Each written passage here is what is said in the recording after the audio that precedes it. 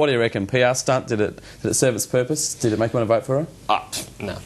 I just think there's so much more she could have been doing with her time. I mean, publicity stunts are one thing, you know, at least give away a car like Oprah. Follow the template that's been established that works. Oh, and good or bad idea. I mean, it did seem to be a bit lacklustre, didn't it, what she was doing? Well, the general feedback we're getting from people is that they see it as a stunt, and whether it was a stunt or not, that's only Anna Bligh will know that, but it certainly is the perception of members of my union and other people in the community I've spoken to. I mean, Brent, stunt or not, there would have been a lot of work behind the scenes to make sure that matron Sloan that was shadowing her was a Labor voter, would treat her well, would say nice things about her at the end of the night, wouldn't Oh, look, absolutely, without a doubt. I think it was a match made in heaven, those two. I would say, though, I'm hoping that she'll put a direct number so anyone that wants Anna Bligh to come along and work in their industry for a day and get it, you know, a bit of cheap labour, can actually give her a call and get her to come in. As I think Owen said, maybe there might be a more responsible role for a Premier to take on, but I think it's a good offer for the community to take on. Did it work for her, Matt? Did it get the desired result? I guess time will tell if the polls change. I mean, politicians do this sort of thing. I'm not really sure what effect it will have. I think if the government had done their job, we wouldn't need to sell it off to raise the money.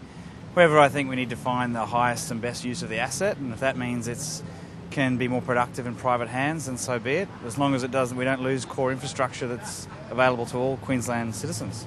We have assets, why sell them off if they're making the state government money? It's very difficult for me to understand why it's even necessary. As far as I'm concerned, it has to be bad management.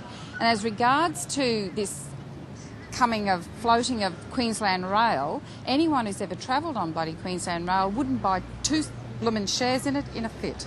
Sorry about that, but that's my thoughts. Having said that, competition is always very healthy.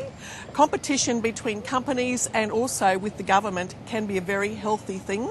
If you have a look at Telstra was the only provider for our telecommunications for a long, long time. And as soon as the other players came into being, Telstra started to be a little bit more competitive. And right now they're fighting to get back even my business. I used to be a Telstra supporter, but I'm not any longer. But they have been fighting tooth and nail to get my business back. So I think competition in itself is a very, very good thing in some respects. But just as my friend here just said, to see a lot of the government assets now being privatised just means that the government... It's a money grab. It's just a money grab. Government-owned enterprises are no more.